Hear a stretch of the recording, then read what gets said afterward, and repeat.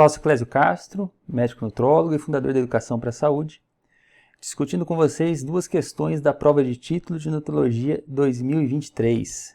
Aqui o tema comum dessas questões é a tiamina. E a primeira fala da patologia da encefalopatia de Wernicke-Korsakoff.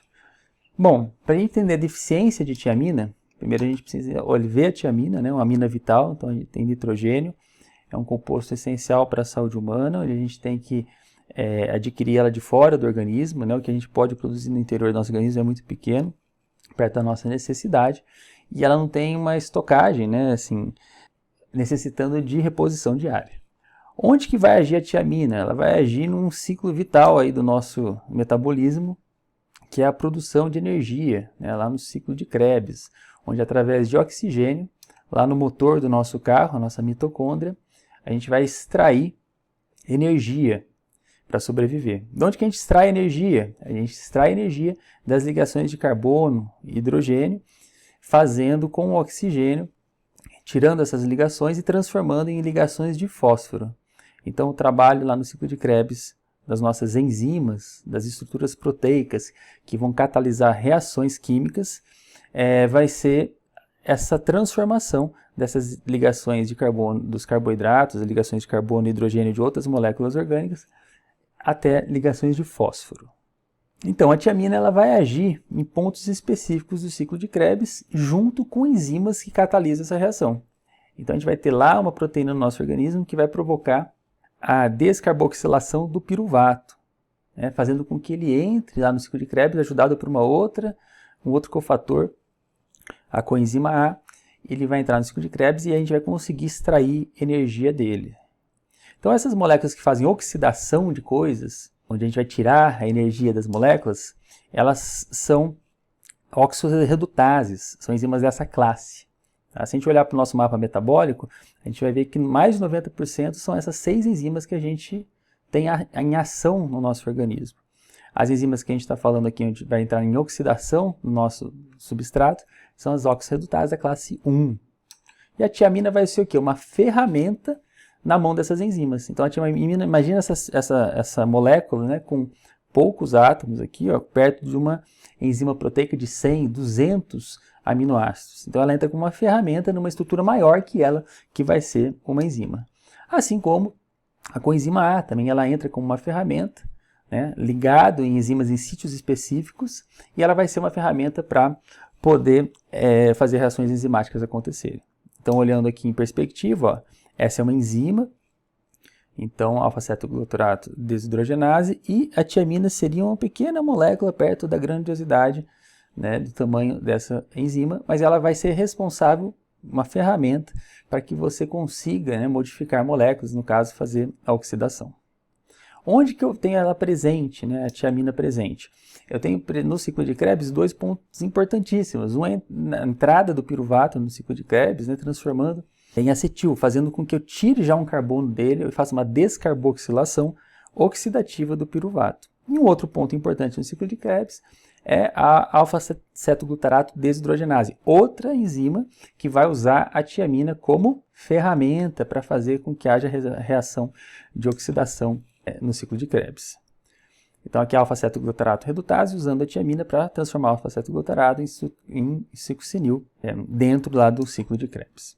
E fora, ali, antes do piruvato entrar também, o complexo piruvato desidrogenase, a primeira enzima, né, o piruvato desidrogenase, e também usa a tiamina para fazer isso. Clésio, entendi. Então a tiamina é nada mais do que uma ferramenta, é um martelo na mão de um carpinteiro, por exemplo, para fazer com que haja a possibilidade de reações orgânicas. Outras categorias de enzimas existem, então a tiamina também vai ajudar a gente fazer uma transferência de uma parte de uma molécula para outra, no caso da transcetolase. Então as transcetolases, a gente vai usar também a tiamina como fator, como cofator, junto de uma enzima que chama cetolase, que tem a ver também com via das pentoses, no metabolismo dos carboidratos. Ó, já conhecemos 3 enzimas, então, onde a tiamina faz efeito, né? Onde ela é fundamental como cofator para que a enzima funcione. Entendi, Clésio. Então, se eu tiver uma deficiência de tiamina, significa que eu vou ter uma diminuição das enzimas que utilizam ela? Sim. né? Então, piruvato desidrogenase, alfa-cetoglutarato desidrogenase, elas vão diminuir o efeito se você diminuir a tiamina. Então, não tem tiamina, diminui o efeito no organismo dessas enzimas. Então, a primeira questão está incorreta, que a deficiência de tiamina está dizendo aqui na questão que aumenta. Na verdade, ela vai diminuir a atividade das enzimas, dessas três que eu citei, aqui no caso é a alfa-cetoglutarato desidrogenase. E se ela for diminuir, o que vai acontecer? Então, na hora que eu estou lá com a doença, eu tenho deficiência de tiamina e já tenho ação nas enzimas, aquelas enzimas importantes do ciclo de Krebs, o que vai acontecer? Bom, vai acontecer que a gente não vai ter o funcionamento do ciclo de Krebs. Então, a gente vai trocar a oxidação, a transformação de energia com o uso do oxigênio, pelaquela forma anaeróbica.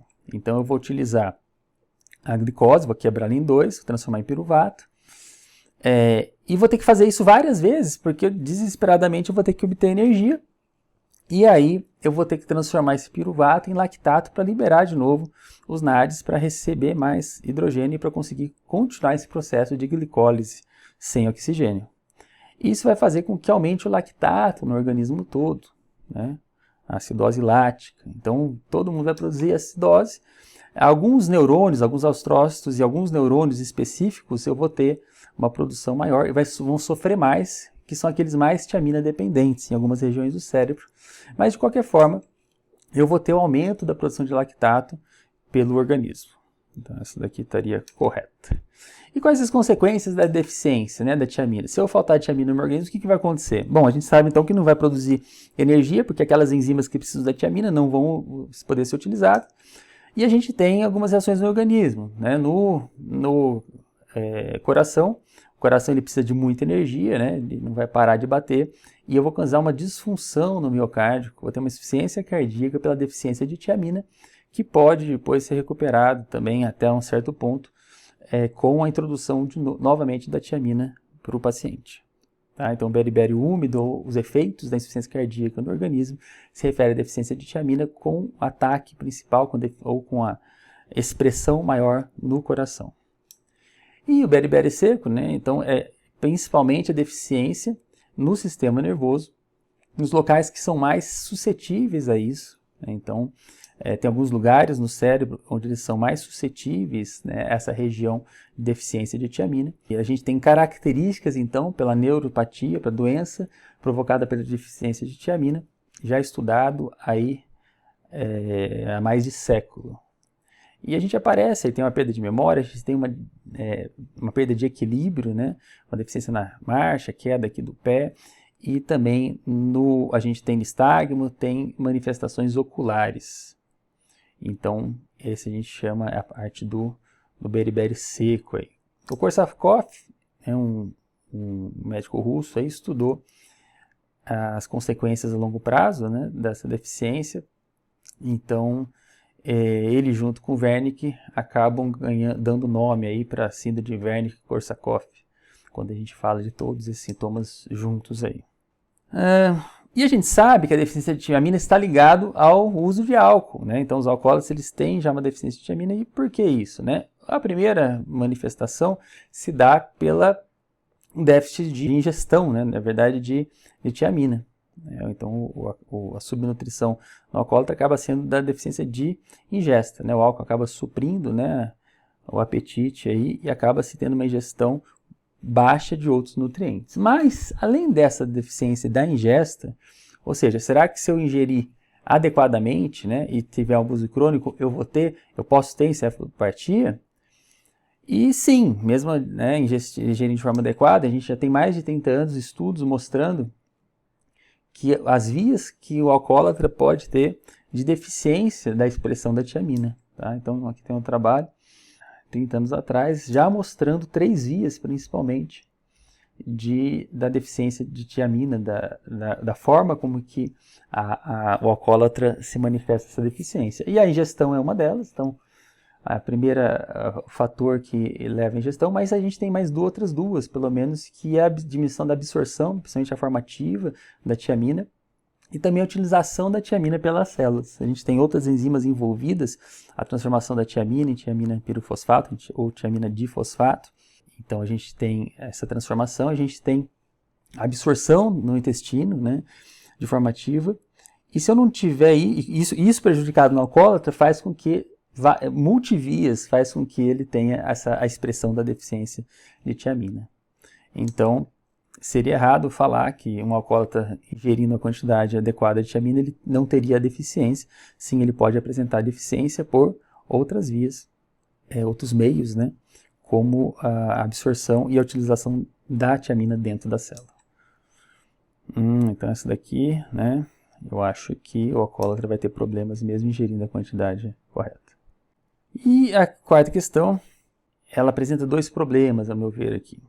Um é um defeito no texto, tá? O texto fala de uma forma incorreta, né? Redução da conversão, a depressão de magnésio implica na redução da conversão de tiamina pirofosfoquinase em tiamina pirofosfato. Quem se converte, né, em tiamina pirofosfato é a tiamina, através da ação catalisada pela enzima tiamina pirofosfoquinase. Então o texto já está errado, essa já é uma questão para ser anulada pela confusão que causa esse erro do texto. Tá? E depois tem uma outra confusãozinha, né, que é a questão do magnésio. Então, depressão de magnésio diminui essa conversão a tiamina pirofosfato. Na verdade, a ação da tiamina nas enzimas dependentes de tiamina, na hora que ela vai agir, né, então nas enzimas que a gente viu, tanto a transfetolase como a piruvato desidrogenase e alfa-cetoglutarato desidrogenase, a ação do magnésio ela se dá junto com a tiamina na própria enzima. Então a gente tem uma redução da ação da enzima se eu tiver deficiência de magnésio, mas por causa da importância do magnésio na estrutura, né, 3D da enzima, para que ele junto com a tiamina tenha ação. Então, apesar de eu poder ter uma relação com a enzima que transforma a tiamina na forma ativa dela, do magnésio, a maior importância clínica para a gente é a ação do magnésio na enzima, onde a tiamina vai ser cofator e o magnésio também vai ser cofator. Então essa pergunta ela tem uma parte errada e uma parte estranha, essa alternativa D.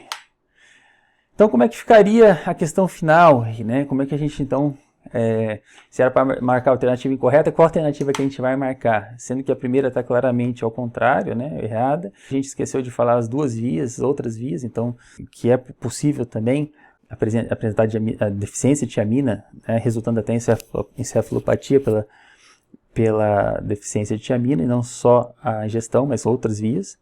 E na quarta questão, só pelo texto, acredito que a gente já poderia anular ela pela confusão aqui. Espero que seja uma confusão de texto, mas lógico que é um erro mesmo assim, do que uma confusão de conceito, né? Porque a confusão de conceito seria pior do que a confusão do texto, mas faz com que a questão esteja estranha, né, na apresentação e, portanto, incorreta para uma prova de obtenção de título de especialista. Se eu tivesse uma correta ainda, né, daria para a gente assinalar uma. A outra questão de tiamina, a gente sabendo a função da tiamina, onde ela age, né, as enzimas que ela vai estar sendo usada como cofator, a gente sabe que a gente precisa de uma quantidade mínima por dia. Se a gente faltar essa quantidade mínima por dia, eu posso ter problemas, como, né, problemas neuropsiquiátricos, cardiovascular. E essa questão ela aborda qual a dosagem que eu preciso ter para tratar uma encefalopatia e qual a dosagem que eu preciso ter para evitar uma síndrome de realimentação.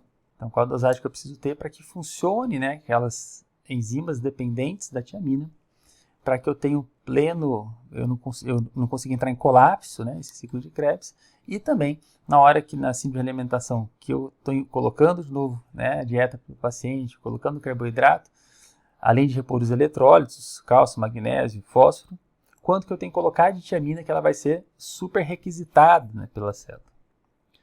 Bom, se a gente for ver há mais de 10 anos atrás, Manzanares, que esteve aqui em Brasília comigo já, ele já falava, né, em publicação na ASP, né, na revista da ASP, de usar para a síndrome de realimentação 300 mg EV antes de iniciar a terapia nutrológica e depois, nos dias seguintes, 200 a 300 EV, pelo menos 3 dias. Então, lá em 2012. Em 2020, a Aspen, a própria Aspen, faz um consenso, né, de recomendação e diminui um pouco isso. Ele coloca para 100 mg EV e depois para 100 mg por 5 a 7 dias. A Braskem, né, então no Brasil, né, hoje o órgão que faz ativamente protocolos e fala sobre terapia nutricional é a Braskem. Então, o que ela fala, né, nesse posicionamento sobre micronutrientes em 2021 da tiamina? Ela fala para colocar 300 miligramas por dia e depois colocar, poder utilizar 100 miligramas para outros pacientes, né? 300 miligramas nas primeiras 40 horas de admissão. Ótimo, então ela coloca 300 e depois coloca para 100 miligramas. E, isso 2021. 2022, a ESPEN, então agora a Europa, ela publica um guideline também sobre micronutrientes. E ela fala o que da síndrome de alimentação? Ela fala para colocar 300 miligramas e depois, pelo menos 3 dias, 200 a 300 miligramas por dia. Então, ele volta o que o Manzanares falou lá em 2012, 10 anos depois, e reafirma, então, essa dosagem das 300 miligramas. Eu acredito que é melhor você, nesse caso, né, da tiamina, errar para mais, né, e não deixar faltar, do que colocar só o 100 de repente e faltar alguma coisa, né, no paciente que está hipermetabólico, que realmente está precisando de suplementação. A gente vai voltar a funcionar o ciclo de Krebs, é interessante não deixar faltar a tiamina como cofator. E na encefalopatia, né, o que a gente tem? Então, na encefalopatia já tem a deficiência há um tempo, já tem sinais da deficiência, e eu vou ter que tratar. Então, aí, para eu tratar, não estou prevenindo, que nem assim de alimentação, estou tratando, aí a dosagem vai ser maior. Então, já tinha consensos europeus, lá em 2018, falando de 500 parenteral 3 vezes por dia, até acabar os sintomas. E a ESPEN, em 2022, então, ela vem afirmar isso nesse protocolo, dizendo para colocar 3 vezes por dia 500 miligramas para o tratamento, né, da deficiência mais grave aí, de tiamina, manifestação mais grave, a encefalopatia de Wernicke. Ok? Então, a alternativa certa dessa questão, e também de acordo com o gabarito, é a alternativa A. Então, no tratamento da encefalopatia, 500 miligramas 3 vezes por dia. Na questão da síndrome de alimentação, 300 miligramas por dia. E depois pode ser de 200 a 300 por dia, o que contempla a alternativa A, que é de 300 miligramas dia. Ok? Essas daqui são de tiamina. Tudo é fácil depois que a gente sabe a resposta.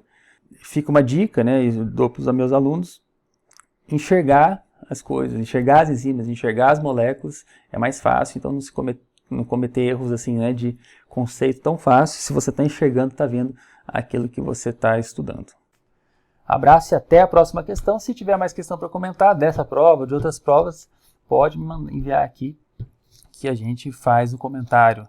E os alunos depois acessar a área de alunos, onde vão estar não só, né, a literatura e o livro das questões organizadas por temas, como também todas as questões comentadas da prova de título de 2023. Um abraço e até a próxima.